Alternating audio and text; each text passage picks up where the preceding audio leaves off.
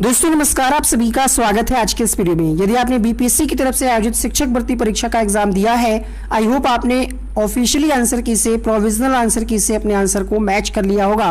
बहुत सारे लोगों को याद ही नहीं होगा कि उन्होंने क्या ऑप्शन लगाया, तो उसके लिए आई थिंक बीपीएससी बहुत जल्द ओएमआर सीट की स्कैन कॉपी अपलोड करेगा, तब आप मिला लीजिएगा। फिलहाल जो लोग जिनको याद है कि हमने ये आंसर लगाया था, वो लोग आंसर मिला चुके हैं।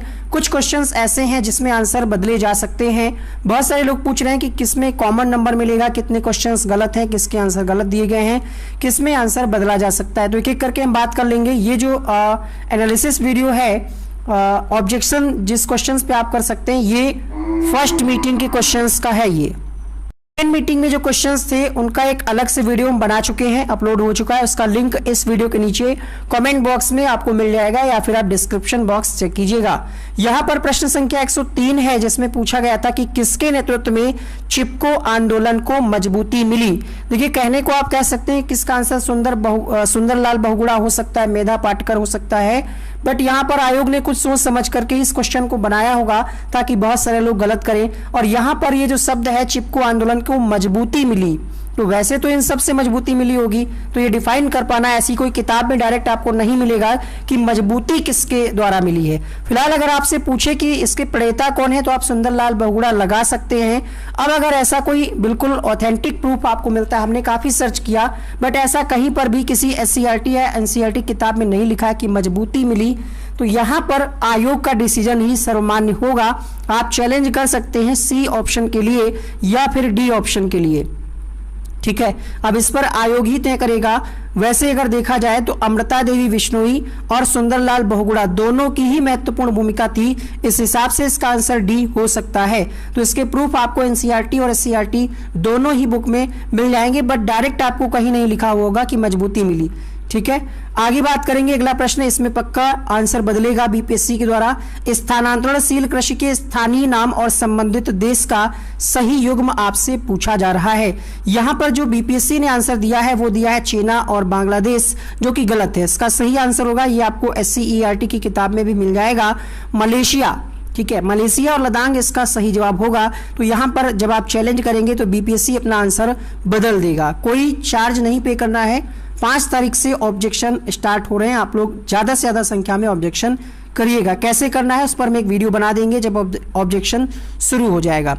प्रश्न संख्या 94 की अगर हम बात करें, यहां पर पूछा जा रहा था कि मेथेमोग्लोबिनेमिया निम्नलिखित में से किससे दूषित पानी पीने के कारण होता है। इसका जो ऑफिशियली आंसर दिया गया है वो दिया गया है उपरोक्त में से एक से अधिक, बट आप देखेंगे अगर एनसीईआरटी की किताब में तो इसका आंसर नाइट्रेट मिल रहा है। फिजिक्स की किताब में इसका आंसर मिलेगा तो वहां पर इसका आंसर नाइट्रेट दिया गया है। तो उम्मीद करते हैं इसका आंसर आयोग बदलेगा, यानी ये क्वेश्चन ऐसा है जिस पर आप चैलेंज कर सकते हैं।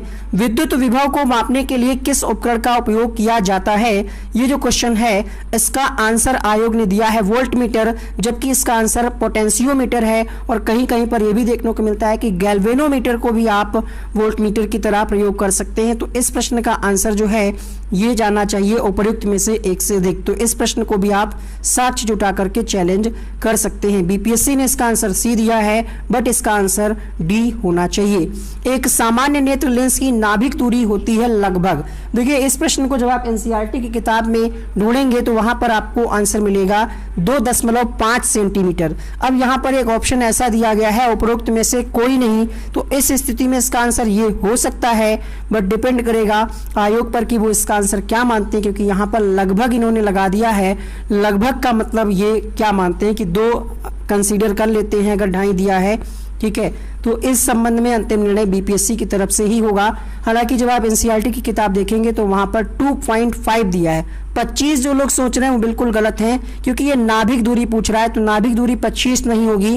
जो लोग 25 सोच रहे हैं वो बिल्कुल गलत है। यहाँ पर बस इसका आंसर ये हो सकता है उपर्युक्त में से कोई नहीं, वो भी जब बीपीएससी ये मानेंगे, मतलब एनसीईआरटी का अगर साक्ष्य वो मानते हैं तो यहाँ पर इनका आंसर बदल सकता है। यहाँ पर कॉमन नंबर मिलने की उम्मीद मत करिएगा, आंसर में बदलाव होगा। जो फाइनल आंसर की आएगी उसमें बदलाव होगा। ठीक है, ऐसा नहीं कि सबको नंबर मिल जाएगा, किसी ने ओएमआर में गोला भी ना भरा हो उसको भी नंबर मिल जाएगा, तो ऐसा नहीं है। एक मैथ का क्वेश्चन है, इसमें भी बहुत सारे बच्चे दावा कर रहे हैं कि इसका आंसर कुछ और होना चाहिए, बट यहाँ पर जो वैल्यू है वो 2 इसके आंसर आ रहे हैं। देखिए प्लस माइनस आपका जब आप किसी भी संख्या को अंडर रूट से बाहर निकालते हैं तो प्लस माइनस दोनों में होता है, इसलिए इसका आंसर डी जो दिया गया है वो बिल्कुल सही है। एक और क्वेश्चन है यहाँ पर, भारत की किस संस्था का आदर्श वाक्य है धर्मो रक्षति रक्षिता, कानून तभी रक्षा करता है जब उसकी रक्षा की जाती है। इसका ऑफिशियली आंसर दिया गया है अनुसंधान विश्लेषण विंग। कई लोगों का यह दावा है कि यहां पर आंसर होगा भारत का सर्वोच्च न्यायालय। देखिएगा सर्वोच्च न्यायालय यहां पर आंसर नहीं होगा, बट अगर आपकी किसी भी किताब में ऐसा कोई साक्ष्य आपको मिल रहा है तो आप जरूर हमें भेजिएगा हमारे व्हाट्सएप नंबर पर।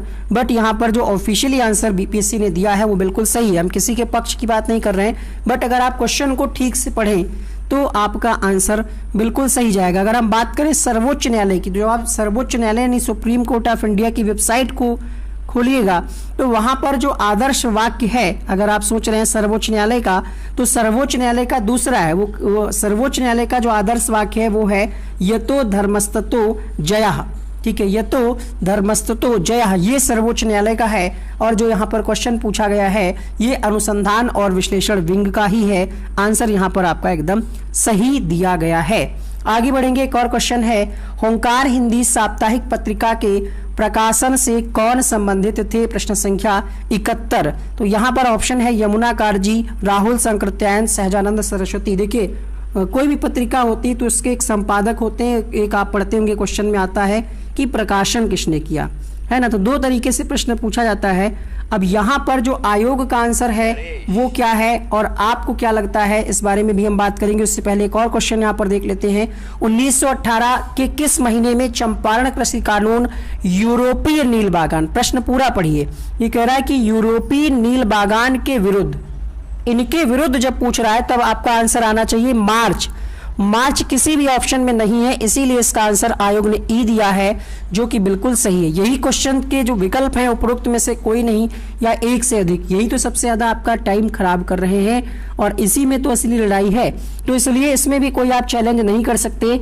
नवंबर में पारित हुआ था, लेकिन ये पूछ क्या रहा है, स्वामी बागान के स्वामी के विरुद्ध पारित। तो यूरोपीय नील बागान के स्वामी के विरुद्ध जो पारित हुआ था वो हुआ था मार्च में, जो किसी ऑप्शन में नहीं है। तो यहां पर आपको कोई भी आंसर में बदलाव देखने को नहीं मिलेगा।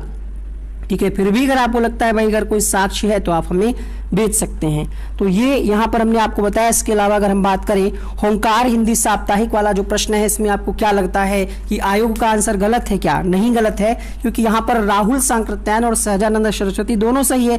बट यहाँ पर बीपीएससी ने, पूरी बात सुनिएगा, ऐसे ही वीडियो को मतलब कुछ भी कमेंट मत कर दीजिएगा, बीपीएससी ने एक और एग्जाम में इसका प्रश्न का आंसर जो है सहजानंद सरस्वती ही माना है, इसलिए ये विवाद की स्थिति बन रही है। इसमें भी आप चैलेंज कर सकते हैं, ऐसा नहीं है। आप अगर पिछले पेपर का साक्ष्य है आपके पास, बीपीएससी ने सेम क्वेश्चन सेम ऑप्शन के साथ पूछा है और इसका आंसर इसके पहले सहजानंद सरस्वती माना है, तो निश्चित रूप से आप चैलेंज कीजिएगा। इस पर अंतिम निर्णय बीपीएससी का ही होगा। और ऐसा कोई क्वेश्चन नहीं है जो बहुत ज्यादा आपको लग रहा हो कि इस क्वेश्चन ही गलत है, कॉमन नंबर मिल जाएगा, तो ऐसी कोई उम्मीद नहीं है फिलहाल।